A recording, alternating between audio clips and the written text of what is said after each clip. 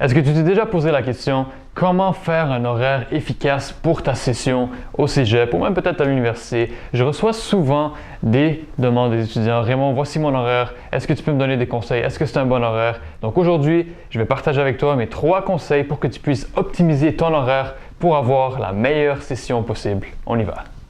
Conseil numéro 1. Si tu veux bien réussir cette session, aie de longues pauses entre chaque cours. Je sais que ça peut paraître contradictoire, je sais que ça peut paraître conseil un petit peu bizarre, mais écoute, si tu veux bien réussir au cégep, après chacun de tes cours, la façon d'optimiser ton étude, c'est d'aller appliquer ce que tu as appris le plus rapidement possible après ce cours.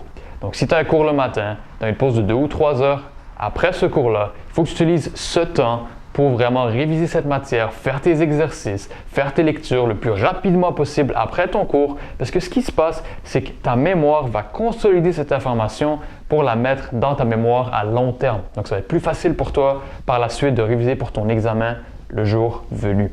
Si tu ne fais pas de révision après ton cours directement, ou si tu prends trop de temps avant de réviser la matière que tu viens de voir cette journée-là, eh bien devine quoi?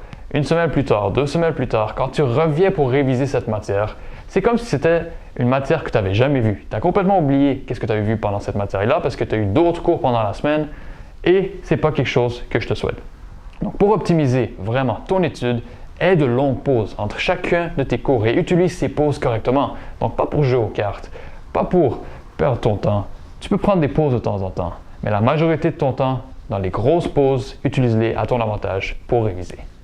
Conseil numéro 2. N'hésite pas à annuler un ou même plusieurs cours si tu en sens le besoin. Encore une fois, un autre conseil contradictoire. Beaucoup vont me dire « Oui, mais Raymond, c'est pas mieux de faire le plus de cours possible et terminer mon cégep le plus rapidement possible. » Écoute, mon conseil pour toi, c'est vraiment de prendre le temps de réussir chacun de tes cours et d'y mettre le temps nécessaire.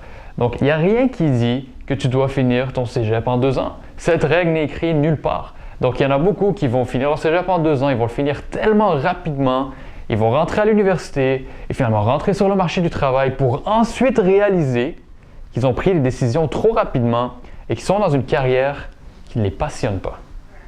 Je te souhaite vraiment pas que ça t'arrive. Donc aujourd'hui, tu es encore dans une position où est-ce que tu peux prendre la décision de prendre ton temps. Et si tu veux prendre 5 cours au lieu de 6 ou 6 cours au lieu de 7, c'est quelque chose que tu peux considérer. Il y a seulement quelques exceptions à l'université, des programmes universitaires qui ne vont pas t'accepter si tu finis pas ton cégep dans les délais.